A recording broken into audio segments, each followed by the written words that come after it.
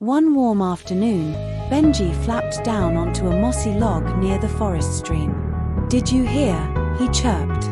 "There's a rainforest called the Amazon, full of fruits bigger than our heads." Lila's ears perked up. "Bananas the size of logs, and mangoes that drip like honey," Benji added. Toto peeked up from his book. "But the Amazon is far away," Lila smirked. "Then we better start packing." That night, the trio crept down to the docks near Riverbend Port. A cargo ship headed for South America was loading crates of bananas. "Follow me," Benji whispered. Lila and Toto tiptoed behind him. With a rope, they climbed into a crate filled with fruit and hid as the lid slammed shut. The ship rocked and rumbled for days. Inside their crate, the friends munched bananas and whispered about jungle adventures. On the third night, the crate tipped, crashed, and tumbled out of the ship into the sea. Luckily, it floated, bobbing toward land. "Is that a beach?" Toto asked, peeking through a hole. They washed ashore on soft white sand. All around them were towering trees, vines, and strange bird calls. Butterflies the size of plates fluttered by. "This is amazing," Lila whispered. Benji grabbed the map. "Let's find fruit."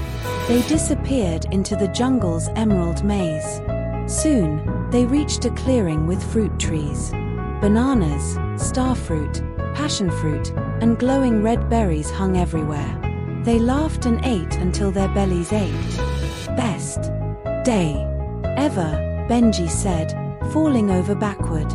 Suddenly, heavy footsteps shook the ground. "Sure," whispered Toto. From behind the ferns, shadowy figures with spears stepped out. Giant gorillas wearing leaf armor surrounded them. "Spies," one growled. "Take them to the chief." The gorillas tied the trio's paws and wings and marched them through the jungle.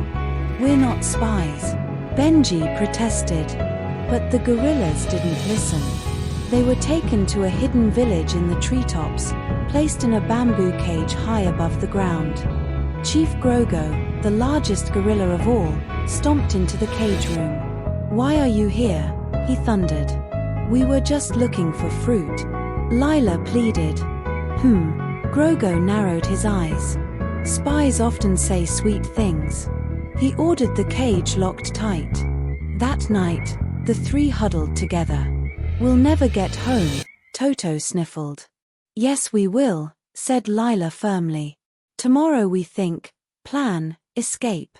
Outside, the jungle echoed with howls and hoots, but inside the cage, a spark of hope began to glow.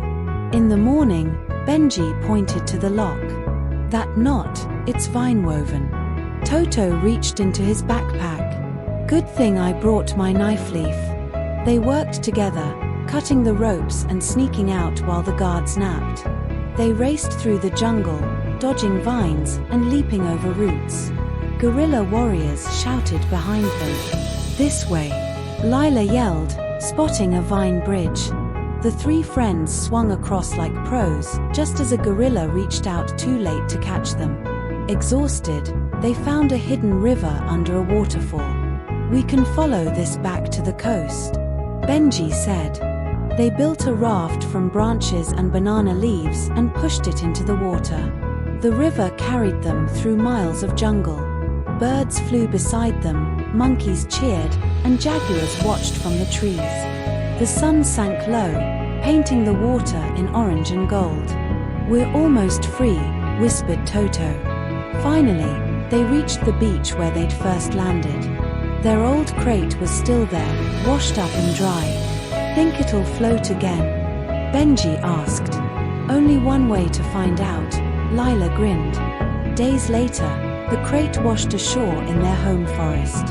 Tired but smiling, the trio stepped out. "No fruit beats home sweet home," Toto said. "Agreed," Benji smiled. But what an adventure! They laughed, tails wagging and wings flapping, ready to rest until the next journey.